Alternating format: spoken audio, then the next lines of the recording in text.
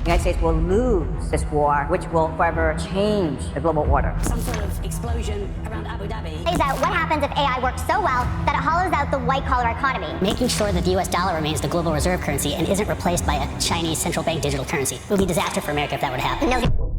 Now, as most of you know, I've made millions of dollars in crypto, and I believe the next real opportunity is being built right now. This is because we are approaching the same window that we see every few years where markets outside of crypto end up rallying and crypto itself does the opposite. It goes down. This kind of setup that I'm seeing right now is the same exact conditions that helped me to find plays like Aerodrome at under 10 cents and turn that into multiple millions of dollars shortly after. As most of y'all know, in the last few months, a lot of things have happened in the market.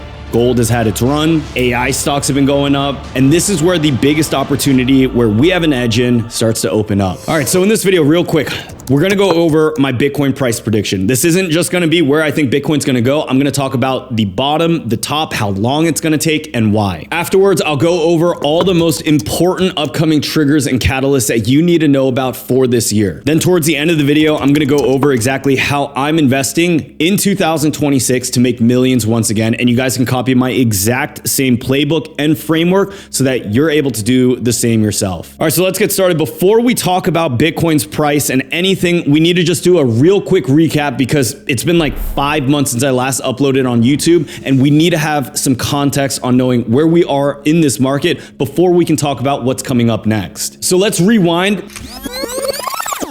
Since October, November, markets have been brutal. Now, personally for me at the time, I was optimistic, just like most people in the market was. This is because Bitcoin had actually broke its all-time high. And if you look at every single previous moment when Bitcoin breaks its all-time high, we usually see the same things play out where alts begin to run, meme coins go parabolic, and we see the flow of money just start flowing. Now, this time was different. When Bitcoin broke its all-time high towards the end of last year, crypto pretty much topped out. Alts did end up running for a little bit, but it wasn't like anything we've seen in the past. Now, the main thesis at the time, and the main thesis for myself, was everything being based off of interest rate cuts. Historically, the time when Bitcoin and alts really begin to move is always following an interest rate cut. This was one of the reasons why in 2021 we had such a great cycle. Now, there are many different conditions outside of that, pandemic, extra stimulus, but interest rates were at an all-time low. This pretty much allowed for all the money being made in stock markets and other assets to then flow into crypto. Now, oftentimes when you see something even like gold and silver running, it's never because of just one reason. It's not because one major bank is buying. It's not because everyone is afraid that inflation is going to get so bad or that the end of the world is coming near. It's usually for a variety of many different confluences that create that perfect storm. So pretty much our thesis on the market for the next leg up, at least having a little bit of a mini cycle at the end of Q4, maybe starting Q1, got invalidated. That's when we start to see risk on assets like everything in crypto and with the price action of Bitcoin begin to unravel. At this time, crypto Twitter sentiment got really bearish. A lot of people started to lose their money. People were capitulating, and most people were now in drawdown where their positions were in the red. Now, there have been previous cycles where interest rate cuts didn't get slashed and crypto actually still rallied up. Prior to 2021, we've seen interest rates actually hold levels, but we've still experienced different market cycles. Even prior to 2025, we saw that on different occasions. Look, unlike the stock market, you guys should know at this point by now, crypto is really driven by speculation and hype. Other markets have true inherent value. Stocks,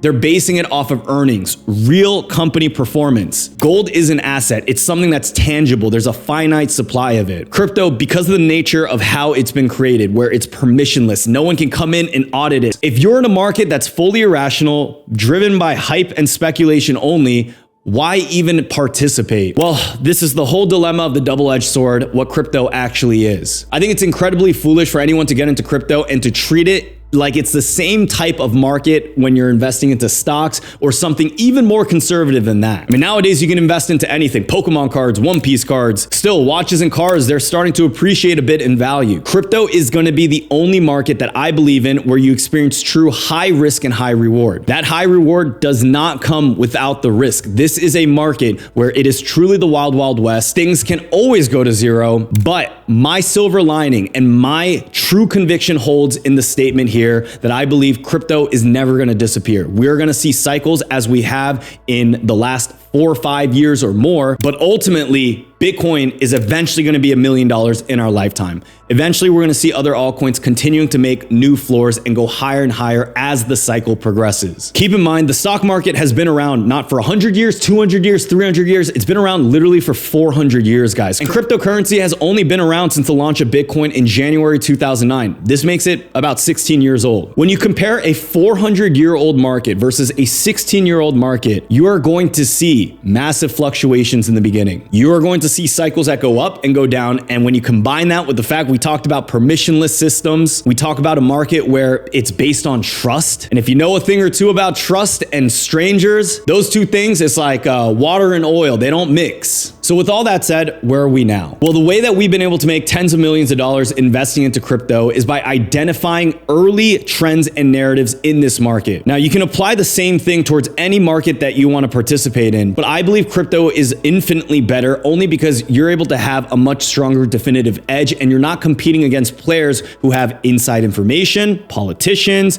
quant data, Wall Street, hedge funds. Just think about yourself entering a Call of Duty lobby. You just turn on the game console for the first time, and all of a sudden you're playing against people who have been sweating their butt off in this game for the last 5 to 10 years. The beauty about crypto is that because it's an early market, you reap what you sow. What I mean by that is if you started to put in the work throughout many different bear markets to learn the tech, to learn the narratives, to understand why things move up, and from there to identify how you want to make money from the market. Shortly after that, all you got to do is wait for right conditions to return, and you're going to see more exponential returns than you would participating then in any other market. Now, at least that's how I thought for a while. My perspective is starting to change a bit. Maybe this is because I literally have a son that's going to be born in the next day or so, and I'm going from the young buck Brian Jung, credit card Brian that most of y'all know me for, to now dad mode Brian Jung, which is also really, it is crazy. And I care a lot more about diversity, but it's also because in the last 6 to 12 months, while crypto has been trading sideways, chopping within this range, or even going down at times,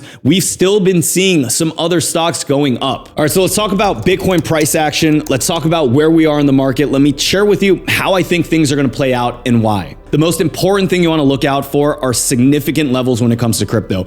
As I've said for many, many years, significant levels are often psychological levels that pretty much everyone's looking at. Crypto makes it easy because it's usually round numbers, or you can just find higher highs or higher lows or significant support levels that were established in previous market cycles. At the time of filming this video, we are on a very high time frame, okay? This is pretty much zooming us out since 2019. We have lost the last support level. I know there are some Fibonacci gurus and all these tools. I think the most important things that you guys can look at if you're not a TA expert, it's simply just moving averages, your volume, and also your RSI. I think those three you can cook. So pretty much while markets have been going down, I know a lot of people were just super excited to buy up some of these dips here. The one thing you guys need to realize when it comes to these markets is that you're not going to see a V-shaped recovery. At the time of filming this video, with Bitcoin losing its trend, we are not in this uptrend market structure. That means we're not in a bull run. And if you want to say so, yes, we are in a bear market. I know that word freaks people out, but you got to realize that a bear market is the blessings of a golden opportunity for you to be able to buy in at a discount.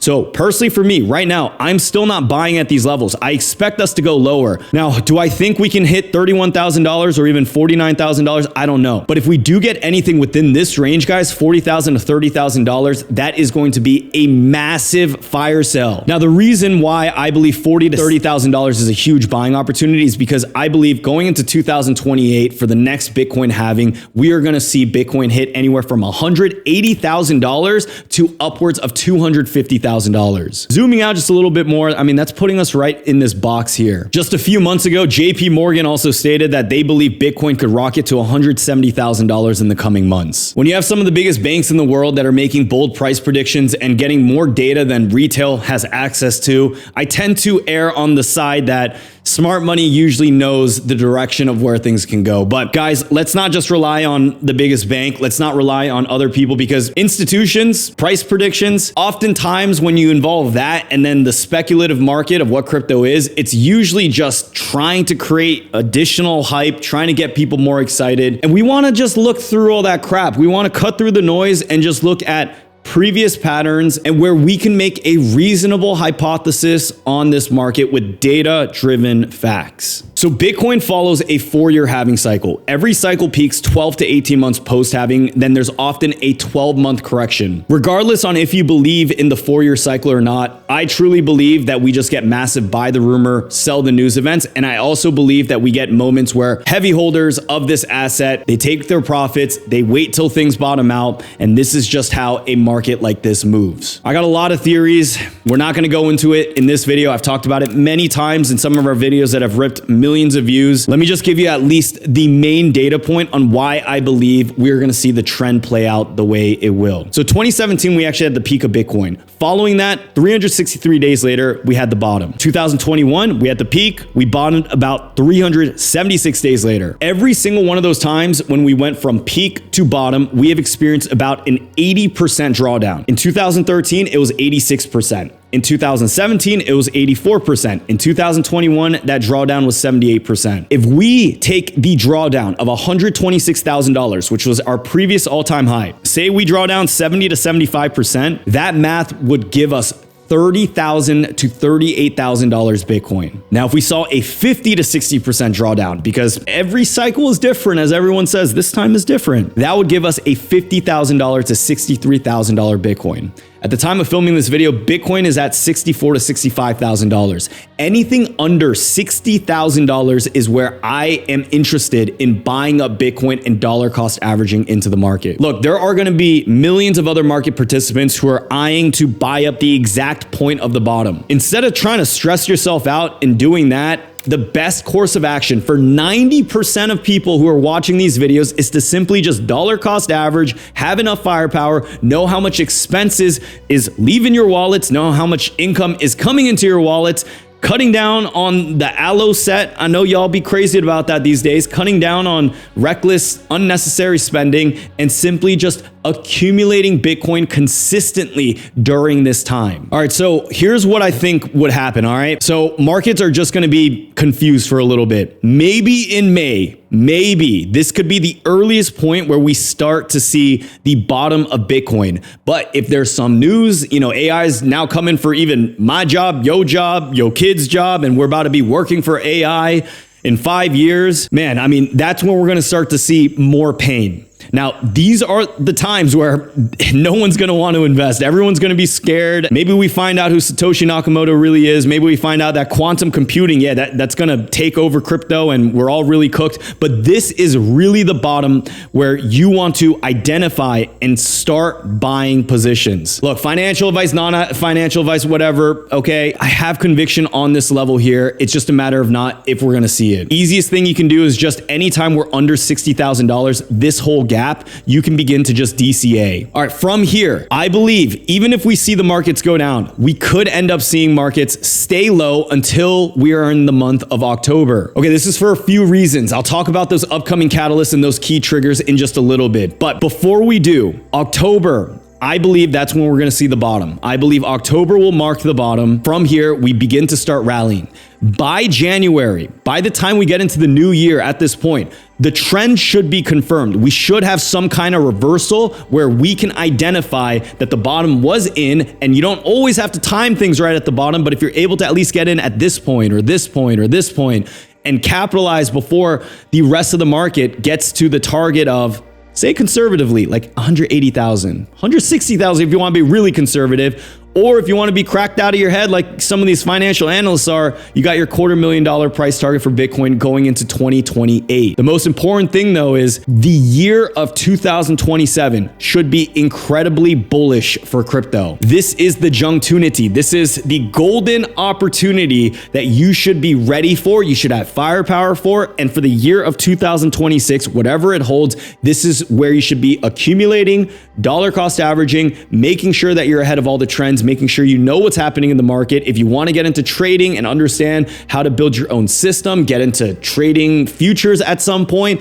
This is the time to learn, not when 2027 comes around and everyone's making money already, NFTs are flying again, and you're scrambling around like you've done in every other cycle where you've always round-tripped because you got too greedy. No, start now, and this is the video where I really hope it's the wake-up call. Look, I've made my millions, and I am gonna make millions more again in the market, rest assured, but I want you guys to do the same alongside with me during this journey. All right, so why am I so bullish on October being the time we turn around? Well, October is gonna mark pretty much the 1 year time frame that we saw since Bitcoin had hit its all-time high. Now, from October into November is gonna be the time where we also see midterm elections coming around. It's also more than likely that we already get a rate cut happening in June. This is still a bit speculative. We're not 100% sure. It's like 40% odds right now, but definitely from June going into Q4, we should at least expect to see 1, 2, or maybe 3 different rate cuts, which are true liquidity events that do eventually flow back into crypto. So FOMC dates of this upcoming year. We have March 17th, April 28th, June 16th, July 28th, September 15th, October 27th, and then December 8th. Those are a lot of opportunities for us to get those interest rate cuts, and we just need to hit on a few of them for us to start seeing one of the confluences of this massive storm once again to brew. With Powell also coming out of office on May 15th and us getting Kevin Warsh, it's going to make for an interesting time. So since the 1950, the average 1 year return following midterms has been about 15.4%. That's actually twice the return of all other years, and historically, it's great for markets. Now, there are 3 reasons for this. Number 1, you get policy certainty. There's nothing that shakes up the market more than all this policy and all these politics and people arguing, and markets just not knowing what's going to happen next. Well, once the election is over and the legislative agenda gets locked in for another 2 years, you get certainty. Second, the president's party oftentimes always loses their seat, which means we see even more gridlocks. Now, gridlocks and undecisiveness is not great for, developing an amazing country that we live in today in the US, but it is good for the markets. The reason is, if there isn't an agreement being made, the markets cannot be surprised. Less surprise means we have less spending, which means we have more market confidence. You need confidence for people to start feeling good and euphoric, and that's when bull runs turn on. Third, and this is the big one, presidents will oftentimes front load all the pain in year 1 and 2 and then juice the economy up for year 3 and 4 so that when they're up for re-election, they have their best odds. We've seen many presidents follow this strategy in the past, and Trump is no exception to that. Now, those are your main key triggers and catalysts to be on the lookout for. Interest rate cuts, Bitcoin halving serving as the next new narrative for when things start to rally, midterms, and there's going to be some things in between you want to look out for. War developments, okay? I think a lot of people are underestimating what is happening in Iran, and there is still a very strong possibility that by the time this video is up, we actually see the Iran war continue again. When we get announcements that another war happens, we are going to see a massive dip in the market. This might be what actually helps us to see Bitcoin slide under $50,000. But like I said, anytime you see additional blood, just know that when you're able to zoom out even more, you can see this as a great opportunity to buy up the dip. Just the big thing is, guys, don't buy up the dip mindlessly. So many people just buy up the dip thinking they're a genius when you do not see instant recoveries. The only time that strategy works, where you just buy up the dip, is when you're already in an uptrending market structure. This means we're already in a bull run. In those moments, yes, when we get a dip, buy it, because things are already going to bounce and go back up. But we are in a downtrending market. When you buy up those dips, the blood can bleed out more. And it's a concept, I know, where if you're investing for the next 5 to 10 years, it doesn't matter. But a lot of people don't know the difference between time frames, their risk tolerance. They just think they're a genius for buying up the dip because they're the courageous one when everyone is afraid. But there's a reason why people are afraid during these times. All right, so with all of that said, how am I investing in this upcoming year? What am I gonna do different? How am I really gonna make all this money once more? Well, I was skeptical about it a few years ago until I saw it happen. For any of the receipts that you guys might need, we have tons and tons of publicly published YouTube videos that we've made over the last 2-3 years.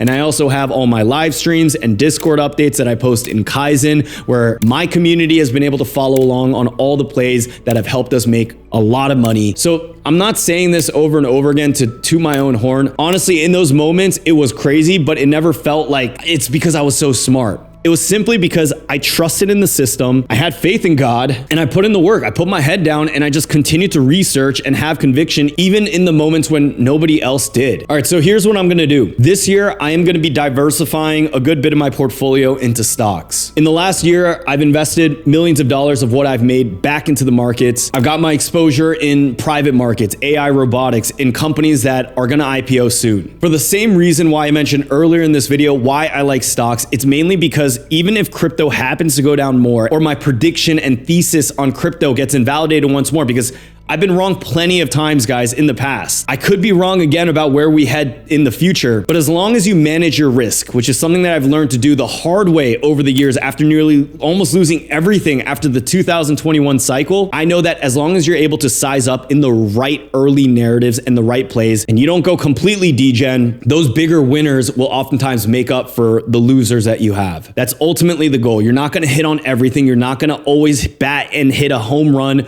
Nobody in the world can. But as long as you hit a few of those home runs, and they are truly home runs that are flying to the stars, your losses become a very small fraction in the grand scheme of the growth of your portfolio. I'm gonna be making some more videos on my favorite plays within the stock market, but there are some very juicy narratives that I think over the next 5 to 10 years are going to create true generational wealth. The problem with stocks is a lot of times that market moves a lot slower than crypto does. But because of the advancements we're seeing in AI, the money that's flowing into defense contracts, the growth in the health industry, peptides, GLP-1. I mean, things that I'm really bullish on: nuclear energy, drones, defense, software. There is an ocean that is already filled with some of the biggest sharks eating everyone up. But the difference between stocks and crypto is that the ocean and crypto, it's like a little kiddie pool sometimes. It feels small. And that could also be your edge. But the beauty about stocks is that the ocean is a lot bigger. It's a lot more evergreen. And regardless of how many megalodons are in there, as long as you get still a small fraction and you don't get greedy, you can still balance a portfolio and grow that over time. Now, that's not to say you're not going to get like 10, 20xers in the stock market. That still happens. We are going to see more and more of that happen over the next coming years. This is where I think it's important for anyone who's watching. If you're just all in on crypto, this is the time where I really want to encourage you to be open-minded and to also make sure that, just like I am, consider diversifying properly. So last year I made $250,000 just playing those pre-IPO stocks. That was one of the best risk reward asymmetric opportunities ever, because I was buying in pre-IPO shares and they were getting launched at 2, 3, 4, 5x what your pre-IPO share qualifications were. Those moments don't happen all the time. It is actually pretty rare, but it does come around. And I think in this moment, we're gonna start seeing it with the AI and prediction markets. Right now, a lot of people are using AI in a variety of different ways, but don't sleep on the fact that AI can outwork humans. It can outsmart us with the research. And I believe we're gonna see a future where there are gonna be AI agents that are able to help you as a trader or investor make more money than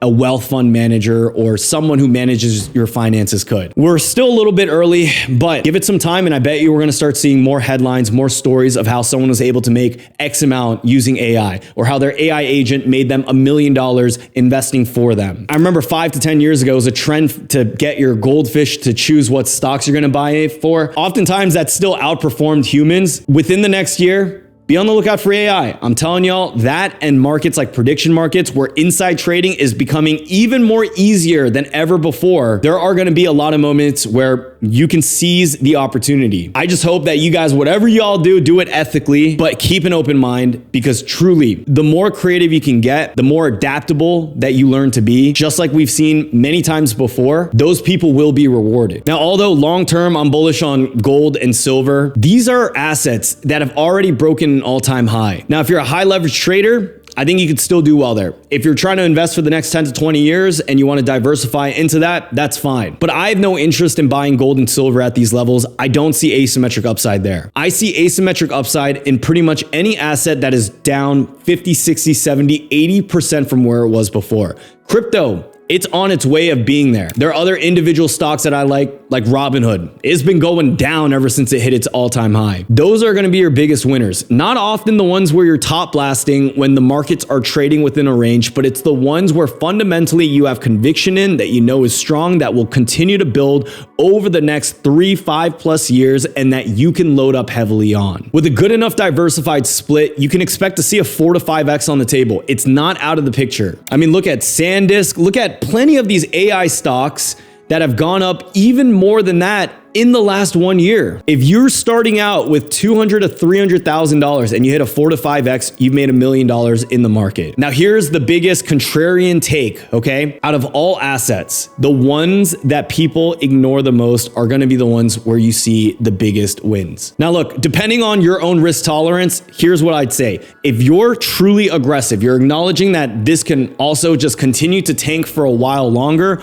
altcoins are going to be your best asymmetric bet out of all the things that I've said. Bitcoin, even if you buy from $50,000 and we hit, say, $175,000, $200,000, you're still getting about a 4.5 to maybe a 5x on the bull case. If you're able to instead wait for the time when Bitcoin begins to bottom out and buy in alts near that time, I believe you're gonna see outsized gains. So if you're not working with a $200,000, $300,000 portfolio, you're trying to run up a smaller bag size, this is where you're really going to want to pay attention to over the next 6 to 12 months. So I believe the next narratives in crypto are this. Number one, anything relating to AI agents. In the previous cycle, right after we had the explosion of Base, we had virtuals, we had all those AI agents, and I still remember one of my favorite plays, buying up AI XBT. This was a crypto chatbot replying to all these people on Twitter. Everyone was amazed by it. I was top blasting. I thought it was gonna, it was way too overvalued at the time. It was already tens of millions of dollars in market cap. I put in $30,000, $40,000. That turned for me $750,000, and one of the few plays that I actually didn't time the beginning properly, but got the end right, which is pretty much all that mattered. The next massive narrative in crypto is going to be AI related. The one to be on the lookout for is X402 protocol. This here is an open standard development by Coinbase, and it repurposes the old HTTP 402 payment required status code. For all my folks not into crypto, I'm hearing people constantly chitter chattering about X402. There is going to be a use case for this, but unfortunately, and also fortunately, there's no direct exposure. There's no X402 token that you can get. But if you realize that AI agents are already here, they're going to get even smarter. When these AI agents are trying to perform an action on chain, they're going to need USDC. There is an inception period between the real world, the physical world, us,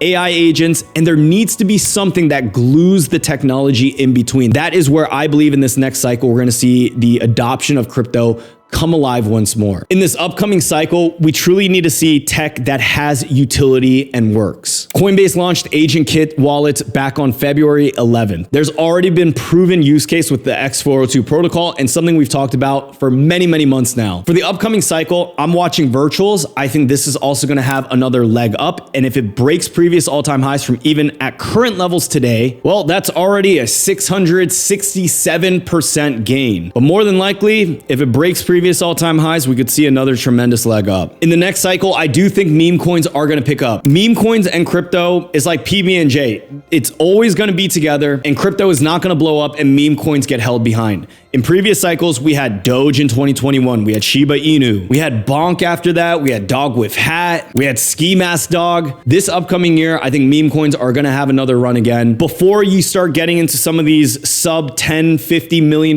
market cap coins, the ones that have continued to build and continue to have grown throughout this bear market. I think one of the safer, more conservative plays here is going to be Pengu. Pengu is the meme coin for the Pudgy Penguins token. At the time of filming this video, if it reaches previous all-time highs, that's also another 600% gainer from the price where it's at today. Pudgy Penguins has literally been on that sphere in Vegas. They have their plushies everywhere. Rumors are they got even more things that they're working on, whether it's shows or games or who knows the different collaborations that they're going to have, because they've already been on race cars and so many things and already gotten billions of views and impressions captions with their GIF. I think there's always a blue chip meme coin, and this is one of them. I'm not saying go ahead and just full port this right now, but I'm saying at least add this to your watch list, because when Bitcoin does begin to bottom out, these are the tokens where when Bitcoin moves up 5%, these are up 20, 30, 40% in a single day. On top of that, Pudgy Penguin's also related to the whole abstract ecosystem. In the same way that we're able to front run base and make millions of dollars, there are going to be other ecosystems